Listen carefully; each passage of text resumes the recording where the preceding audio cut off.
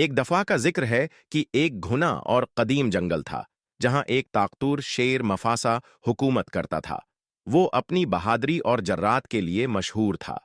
اس کی گرج سن کر جنگل کے تمام جانور خوفزدہ ہو جاتے تھے، مگر مفاسا صرف ایک بے رحم شکاری نہیں تھا، بلکہ ایک عقل مند اور منصف حکمران بھی تھا جو جنگل میں توازن برقرار رکھنے کی ذمہ داری نبھاتا تھا۔ اسی جنگل میں ہائنا نامی ایک نڈر اور معصوم ہرن بھی رہتا تھا۔ عام ہرنوں کے برعکس جو شیر کی بو سونگتے ہی بھاگ جاتے، ہائنا کچھ مختلف تھا۔ وہ بے حد جرات مند تھا اور تجسس اس کی فطرت میں شامل تھا۔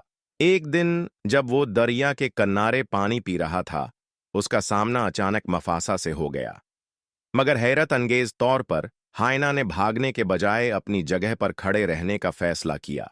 اس کا دل تیز دھڑک رہا تھا، مگر اس کی آنکھوں میں خوف کے بجائے ہمت تھی۔ مفاسا نے حیرانی سے پوچھا، تم مجھ سے نہیں ڈرتے؟ ہائنا نے ایمانداری سے جواب دیا، ڈر لگتا ہے، لیکن میں سمجھتا ہوں کہ خوف کو ہمارے رویے پر قابو نہیں پانا چاہیے۔ مفاسا کو ہائنا کی بات دلچسپ لگی اور اس نے اسے چھوڑ دیا۔ وقت کے ساتھ وہ دونوں اکثر ایک دوسرے سے ملنے لگے اور ان کے درمیان ایک عجیب مگر مضبوط دوستی پیدا ہو گئی۔ وہ جنگل، زندگی اور قیادت کے بارے میں باتیں کرتے۔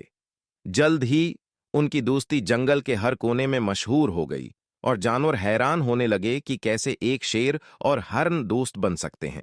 لیکن ہر کوئی اس دوستی سے خوش نہیں تھا۔ ایک چالاک اور مکار لومڑی، لونا، جو کہ جنگل میں فساد پھیلانے کی خواہش رکھتی تھی، اس دوستی کو اپنے فائدے کے لیے استعمال کرنا چاہتی تھی۔ ایک دن لونا نے مفاسا کے پاس جا کر کہا، اے عظیم بادشاہ، میں تمہیں ایک خطرناک سازش کے بارے میں بتانے آئی ہوں۔ ہائنا اور اس کے ہرنوں کا جھنڈ تمہاری حکومت کے خلاف بغاوت کی منصوبہ بندی کر رہا ہے۔ وہ تمہیں کمزور کرنے کے درپے ہیں۔ مفاسا کے چہرے پر سنجیدگی چھا گئی، مگر اس نے خاموشی اختیار کی۔ اسے ہائنا پر بھروسہ تھا، مگر اس کے دل میں ایک ہلکی سی شک کی چنگاری پیدا ہو گئی۔ دوسری طرف لونا نے ہائنا کے پاس جا کر کہا، میرے دوست، میں تمہارے لیے فکر مند ہوں۔ مفاسا تمہیں صرف ایک نادان سمجھتا ہے۔ وہ جلد ہی تم پر اور تمہارے خاندان پر حملہ کرنے والا ہے۔ ہائنا پریشان ہو گیا۔ اسے یقین نہیں آ رہا تھا، مگر اس کے دل میں بھی خوف پیدا ہونے لگا۔ چند دنوں میں مفاسا اور ہائنا کی دوستی میں دراڑ پڑنے لگی۔ وہ ایک دوسرے سے کم ملنے لگے اور جب ملتے تو ان کے درمیان عجیب سی ٹھنڈک ہوتی۔ جنگل کے باقی جانور بھی اس بدلی ہوئی فضا کو محسوس کر رہے تھے۔ پھر ایک دن ایک بہت بڑا خطرہ آن پہنچا۔ خون خوار بھیڑیوں کا ایک گروہ جو پہلے کبھی جنگل میں نہیں آیا تھا، ہائنا کے علاقے پر حملہ آور ہو گیا۔ وہ بے حد تیز اور خطرناک تھے اور کمزور ہرنوں کو اپنا شکار بنا رہے تھے۔ ہرنوں میں بھگدڑ مچ گئی، مگر ان کے بچ نکلنے کے راستے محدود تھے۔ ہائنا نے بہادری سے مقابلہ کیا، مگر وہ بھیڑیوں کا سامنا نہیں کر سکتا تھا۔ جب لگنے لگا کہ ہرنوں کا خاتمہ ہو جائے گا، اچانک جنگل میں ایک زوردار گرج سنائی دی۔ مفاسا، طاقتور اور بہادر، پوری قوت کے ساتھ حملہ آور ہوا۔ اس کے پنجے بھیڑیوں پر بجلی کی طرح گرے اور اس کی دھاڑ نے ان کی ہمت توڑ دی۔ بھیڑیے خوفزدہ ہو کر بھاگنے لگے۔ ہائنا حیرت سے مفاسا کو دیکھ رہا تھا۔ تم نے ہمیں بچا لیا، وہ آہستہ سے بولا۔ مفاسا نے اس کی طرف دیکھا اور کہا، میں ہمیشہ تمہاری حفاظت کروں گا، تم میرے دوست ہو۔